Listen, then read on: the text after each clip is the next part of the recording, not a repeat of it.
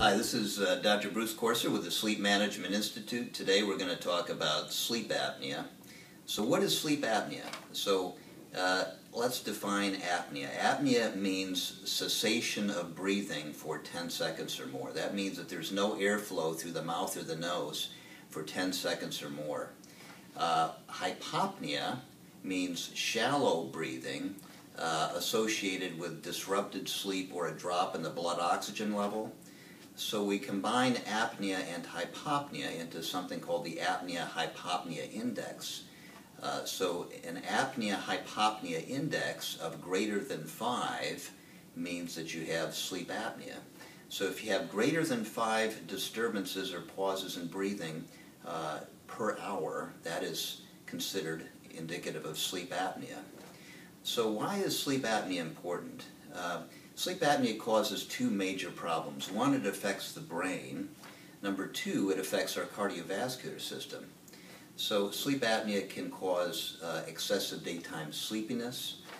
It can cause difficulty with memory, with learning.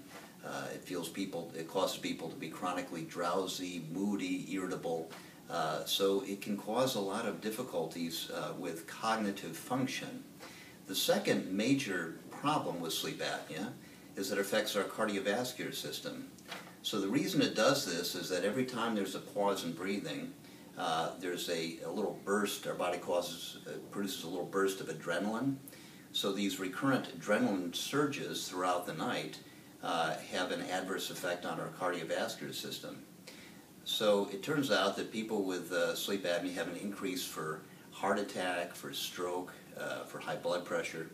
So in fact, if you look at people with high blood pressure, about 35% of people with high blood pressure have sleep apnea.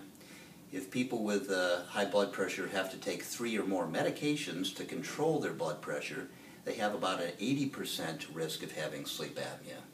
People with congestive heart failure have about a 50% chance of having obstructive sleep apnea. Furthermore, people with pacemakers have about a 65% risk of having sleep apnea. So there's a lot of cardiovascular problems associated with sleep apnea. Cardiac arrhythmias, irregular heartbeat, such as atrial fibrillation. About 50% of people with atrial fibrillation have sleep apnea. So if you've got snoring, habitual snoring, you feel chronically tired during the day, that's a good reason to come into the sleep center, have that evaluated, minimize your risk for cardiovascular and cognitive problems. This is Dr. Bruce Corser. Thanks for watching.